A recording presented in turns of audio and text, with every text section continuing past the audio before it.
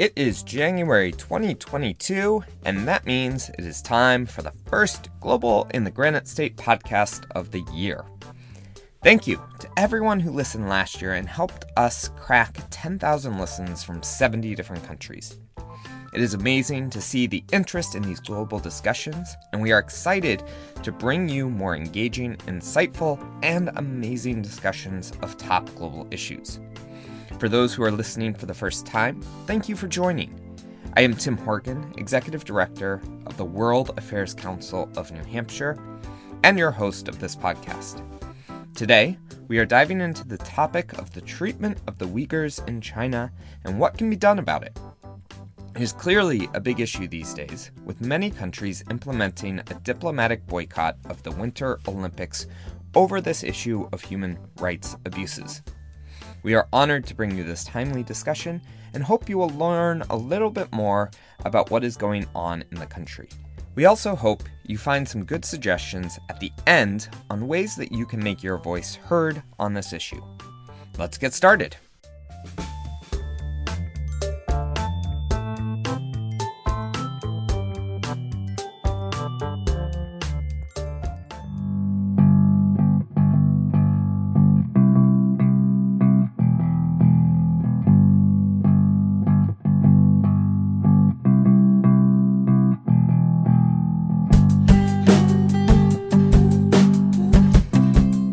My interest in China actually started probably right around the Tiananmen Square massacre. That is Vikram Mansharamani, a lecturer at Harvard University, author of Think for Yourself, Restoring Common Sense in an Age of Experts in Artificial Intelligence, as well as a leader in the global finance world. In 1989, I was in high school, and I found this to be very disturbing. The visual, which has made its way around the world gazillions of times, of a Seoul student standing in front of a tank.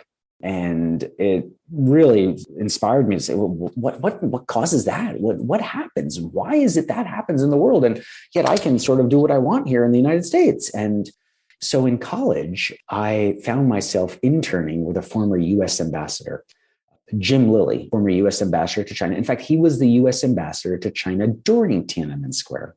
And so I had the opportunity to, having been sort of intrigued by what occurred there and this violation of freedom and sort of this crackdown on their own people and a government literally killing their own individuals. I was so disturbed by this that I ended up studying with him in a handful of summers. He was at a think tank in DC called the American Enterprise Institute. And so I spent a couple of summers with him working on this project on China. And the topics we looked at were Chinese military modernization. What were their ambitions? Why did they want an aircraft carrier if they were sort of protecting their coast? Well, that's interesting. They want to project power.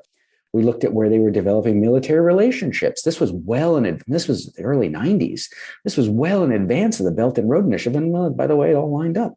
When I went to college, I studied East Asian studies and I studied Chinese specifically when everyone back then, early 90s, Japan was going to take over the world. China was a nobody. Nobody cared about China, but I studied China and I found it fascinating for the population and then this interest. And then Ambassador Lilly got me fired up about something in 1993 that became the topic of my senior essay was, what is the Chinese military trying to do in an area known as the South China Sea? Well, turns out here we are, sadly, almost 30 years later, still talking about that topic. And so this has been an area and a passion of mine for a long time. I mean, those of us that have been bitten by the foreign affairs bug or sort of global affairs bug find it's a really hard itch to scratch. You got to keep scratching it. It just doesn't go away. Due to his interest in China and his extensive background in global business, he has found cause with the Uyghur population in Western China, where many countries have labeled China's actions as an act of genocide against this predominantly Muslim group. If you are listening to this podcast, it is probably safe to assume you have a general understanding of the Uyghurs, but here is some additional background.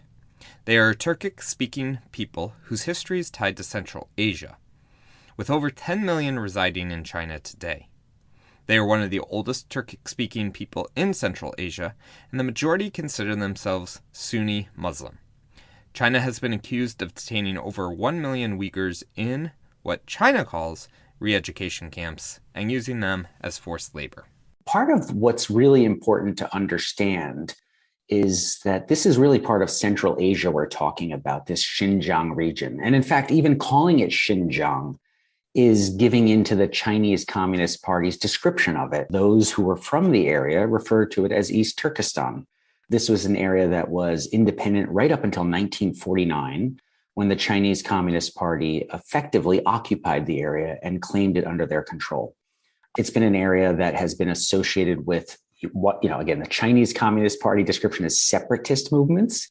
The residents of East Turkestan that happen to be disproportionately Muslim, Uyghur, but also some Kazakhs and other ethnic minorities, have thought of it as trying to retain their independence, trying to retain control of their land. They feel like they're occupied. And so there's different perspectives to begin with. As a result, this is an area of the country of China, if we call it that has been a constant source of friction and concern for the central government in Beijing. This area of the world has seen many rulers and conflicts for control of an area that acts as a connector for China to the markets of East Asia and Europe. As early as the 3rd century CE, conflicts have sprung up, and more recent history is no different. In fact, the first student uprising against a Communist Party regime, the first sort of anti-authoritarian, pro-democracy movement was not Tiananmen Square, which gets a lot of the headlines, but in 1985, in Xinjiang, there were some protests that started. And that was really some of the pushback against the occupation, the authoritarian, the control, etc. So that's part of the context here. With this as the backdrop, the question now becomes, what is driving the Chinese Communist Party to hold these people in camps and create this international backlash for themselves? China is a country that's disproportionately homogenous from an ethnic perspective, 90+% Han Chinese ethnically. And so Muslims are a very small minority. There are beliefs among those that are sort of in leadership positions that the Han Chinese are a superior race. And I say that using quotes because it's their wording. I'm not sure it's broadly understood as such, but there is this idea that the Han are better, at least in some circles.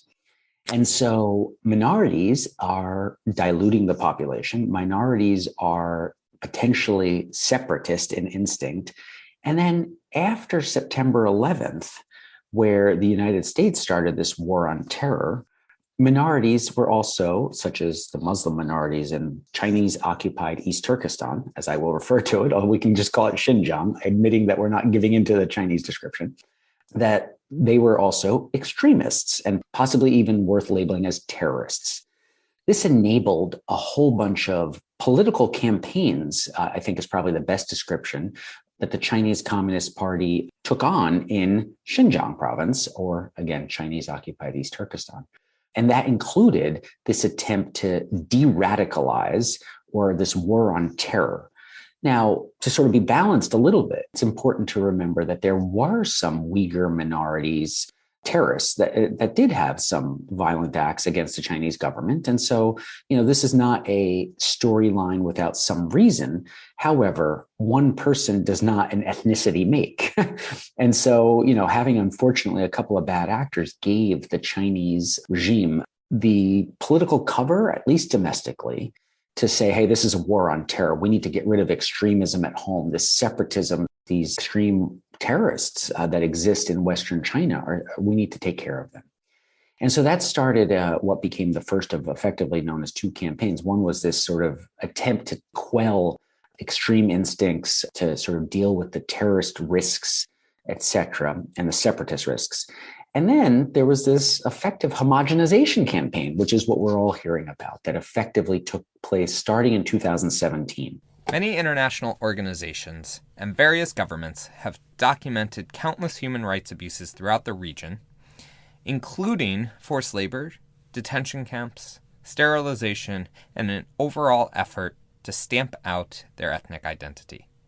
It would seem that in light of this information, the world would at least be working from the same set of facts.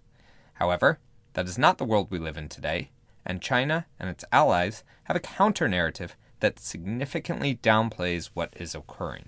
One of the first comeback lines from the Chinese were, they don't exist. So that was the initial reaction. And then when overwhelming evidence, whether it was drone footage, released documents, et cetera, came out about these camps, there's this building that didn't exist on Google Maps satellite imagery 3 years ago and does today. And it has barbed wire, it has a watchtower, and there's these people being blindfolded, taken into large areas and, then loaded onto trains and being sent away. What is this? What's going on?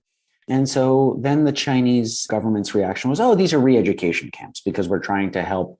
Every society has some wayward individuals. And, like I'm sure we could find in the United States and other countries, you have prisons and prisoners get transported. And so that's all you're witnessing here. And so there is an element that is, well, of course this exists, but it's not a big part of what happens here. Have you been to Xinjiang is often one of the first reactions the Chinese government official will ask to anyone criticizing it. Have you been there? Have you seen it? It's a beautiful place. And yes, of course we have some people.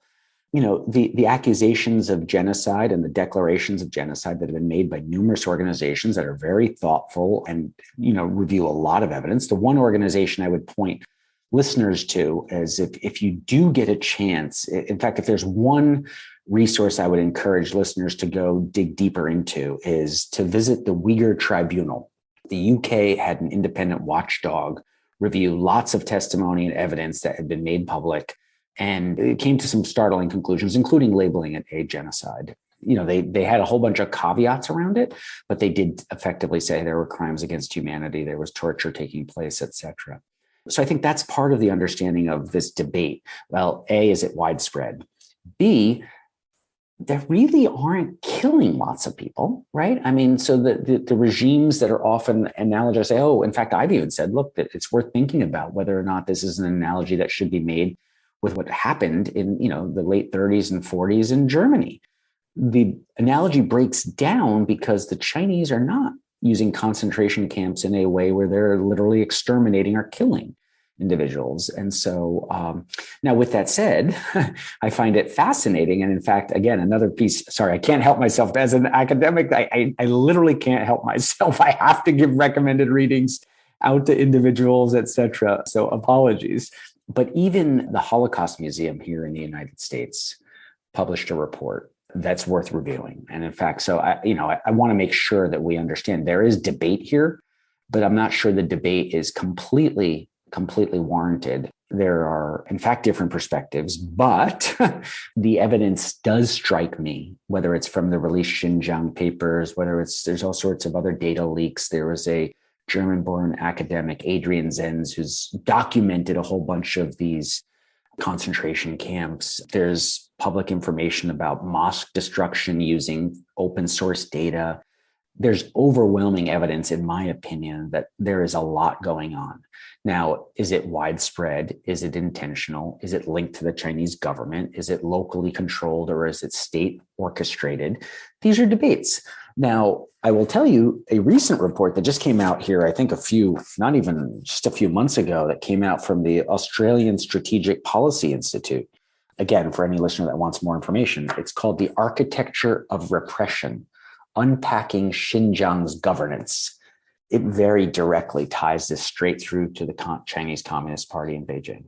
And so, there's definitely evidence there as well. So I think the debates, to summarize really quickly, the debate is A, is it widespread?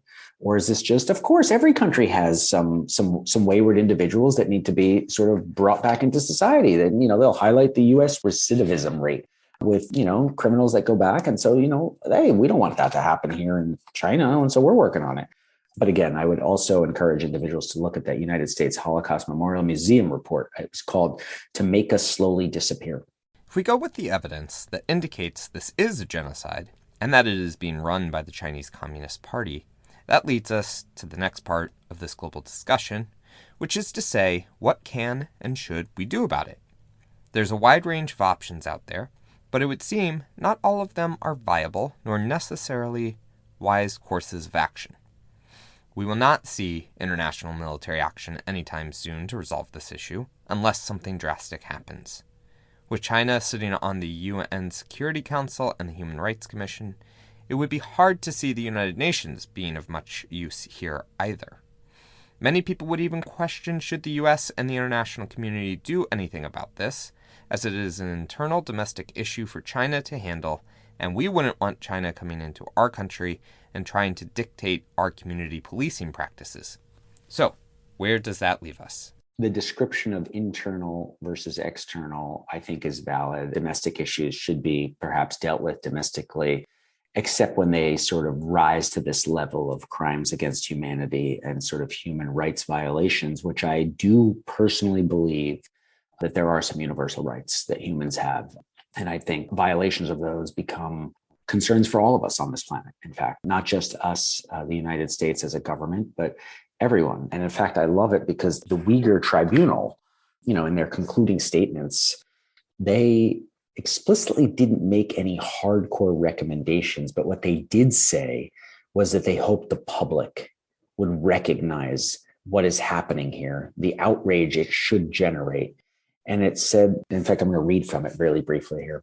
The Uyghur Tribunal said, "We hope that the public," and then quote, "they're motivated to drive their own countries to act without delay when 1 million and more are interned in order for their minds, born free, to be trained to follow a single line of thinking, their bodies to be at the disposal of those who would rape or torture, their rights to bring new life into the world curtailed, not just in the genocidal way identified, but by effective separation of the sexes through forced labor, by their children created in human relationships lost not through death, but through non-human alienation achieved by being entered into a model-making machine." They're asking the world to take notice to what's happening here. And in this court of public opinion to pass judgment, to actually generate the pressure as citizens, those of us here in New Hampshire and elsewhere, to tell our elected officials, hey, we want the United States to take a stand on this. This is something that matters, not because we identify as Americans fighting the Chinese, but because we identify as humans on this planet. And that every single human deserves a base level of dignity and respect for their way of life. That sort of multicultural respect, one might argue, is a value in and of itself, and that is in fact subject to debate. That is in fact true, right? The Chinese perhaps may have less respect for multicultural approaches, especially given their disproportionately homogenous society. And what about multilateral organizations? I believe that a lot of the multilateral institutions in the world have been hijacked by the Chinese. And I think they've been hijacked in numerous ways. One way, very directly, is through this Belt and Road Initiative, deploying capital into emerging countries that are capital starved to help them develop using debt. And when they can't pay back that debt, to sort of use it as a means of influence. And we've seen that happen in various places around the world, in Pakistan, in Myanmar, in Malaysia, throughout Africa, etc. And so, surprise, surprise, these countries tend to vote with the Chinese pretty disproportionately. And so if you believe, as I do, that multilateral institutions have been hijacked by the Chinese and that they are no longer independent entities where conscience rules, but rather entities where economic relationships, the Chinese specifically, exhibit power or exert power, then we need to ask the answer to the question of why are multilateral institutions not addressing this challenge becomes obvious. Of course they are not going to, because they can't. And, again, at the risk of opening another can of worms, surprise, surprise, the World Health Organization did not pursue the investigation into the origins of the current coronavirus pandemic. Well, they were disproportionately funded by the Chinese. I mean, okay. As you know, I recently wrote a little op-ed here for the Concord Monitor. And, my concluding line was that kowtowing to the Chinese cash has to stop. This is an interesting point, as the U.S. and its allies set up the international order to help promote their own ideals and systems. But now China is trying to reshape them in order to better suit their own needs. The battle over multilateral institutions is not going away anytime soon and could fill a whole other episode. But suffice it to say that leaving these institutions and going it alone is not the path forward for the U.S., as it only opens more space for China to reshape them in their own image. The other challenge that China and others pose when the U.S. speaks out about this genocide is that the U.S. does not have a stellar human rights record ourselves. The way in which minorities are treated in our own country is used by others to say, who are you to judge us? So, can the U.S. be a global defender of human rights if we are not perfect ourselves? It's a fabulous question. And I think the fact that you're even able to raise it indicates the tolerance and open-mindedness to understand that we Americans are not perfect, but we are a process and we work on making ourselves better constantly through open debate, dialogue, and discussion. And yes, do we have work to do here? Absolutely, we do. Do we have work on some of the human rights violations that may be taking place within our own borders? Absolutely, we should focus on that. But that in no way diminishes the role that we can play with our purchasing and with our engagement with various companies of what's happening in Xinjiang or Chinese occupied East Turkestan, right? I think this idea that it's either or is a false dichotomy. We can do both. We can and should do both. In fact, it's consistent to say that all humans deserve various rights that are inalienable. And that applies to minorities here in the United States the way it would to minorities anywhere in the world. And there are some thresholds that when a government exceeds its reach, if you will, that hopefully the population of the world would step up and say, this is not okay. This is not okay. These are fellow humans on this planet. And as such, we, in respecting their rights, are respecting our rights. And so we should all bind together. So I think you're completely valid to raise the concern that the United States has issues of its own. And yet we are working on them. We're not perfect. We have lots of work to do. It's an ongoing project.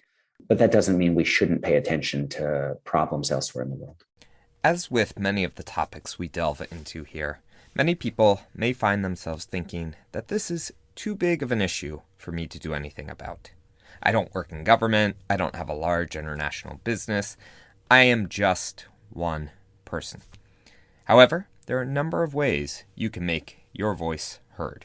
So I've got two young kids, and oftentimes they say, well, what can I do about something? I can't do anything about that. That's too big. And I think there was and I'm embarrassed, I don't remember the actual source of the quote, but there was a quote that says, one person should never hesitate to try to change the world because, in fact, every movement to change the world began with one person. And so there is something that all of us can do. And that's very simply to pay attention to the issue, to talk about the issue, to spread word of the issue. That's easy. Even in dinner party conversations with friends over email, et cetera, you see a news story, share it with folks. So that's one thing, is just spreading the word. The second thing, for those that are perhaps a little more motivated and have some time and energy on their hands, and it doesn't take a lot of time or a lot of energy, but is to ask questions. So, Apple, for instance, in one of the reports from the Australian Strategic Policy Institute, parts of the Apple supply chain go through Xinjiang and might have some forced labor in there.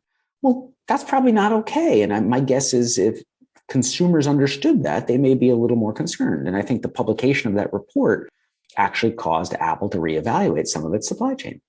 We're talking about sports because of the Olympics, et cetera. Well, cotton is a big input into athletic attire and even sneakers, et cetera. And it turns out, something like 20-something% of the world's cotton is sourced out of China. And 80% plus of the cotton that comes out of China comes out of Xinjiang, or as I refer to it, Chinese occupied East Turkestan. And in that regard, is it worth asking questions of companies like Nike? Excuse me, do you have a supply chain that is free of what some people are calling conflict cotton, right? We have things in Dodd-Frank bill says, hey, we have to pay attention to conflict materials. We don't want to have children minors in the Democratic Republic of Congo finding cobalt for us to put in our phones and other things. Well, do you really want to have forced labor in Western China producing your cotton that enables you to, wear cheap t-shirts? No, my guess is some of us would probably care about that. Or as we hear more and more about this green effort that we're all going to move to solar, we're all moving to wind and alternative energies. Well, where are those solar cells coming from? Well, it turns out there is a disproportionately large source of solar cells that come from China. And specifically, they come from Western China and the Xinjiang province. And so what if you knew that the solar cells you were putting onto your house so that you could, quote unquote, be green, were actually being supported or created and made less expensive for you through forced labor, and that you were actually supporting the Chinese Communist Party's regime by buying those solar cells? Again, I don't think these links are very direct and they're harder to investigate, but there may be questions worth asking. And we can go on and on and on. There's, whether we want to talk about other materials that they're produced there, but, just not to bore your listeners here, but I'm going to quickly highlight even a handful of companies that were profiled in this Australian strategic policy report that came out. There was a report that came out, was called Uyghurs for Sale. And it talked about various companies, and it mentions like 82 well-known brands that have forced Uyghur labor in their supply chain. And I'll just mention a couple that they mention.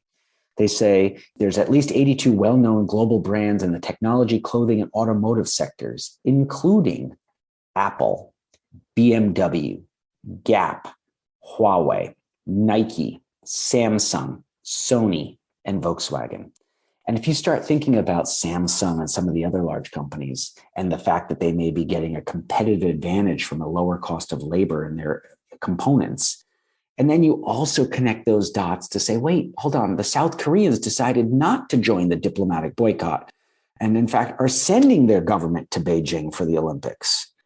You start getting a different world view in terms of, if you see the world bifurcating into two global economies, that you might say Korea may be falling in one that we're not as aligned with. Well, what does that mean for global supply chains, et cetera? So anyway, all of this is a long-winded way to say all of us can do a small part that can snowball in aggregate to having a big impact.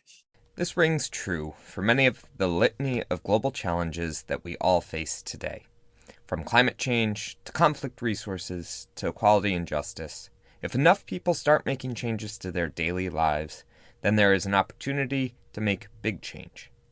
If we all say that I'm not making a change until governments do, or celebrities do, or whomever, then the pace of change will be slow. Do your part by engaging with the world, understanding the world, and challenging your own perspectives.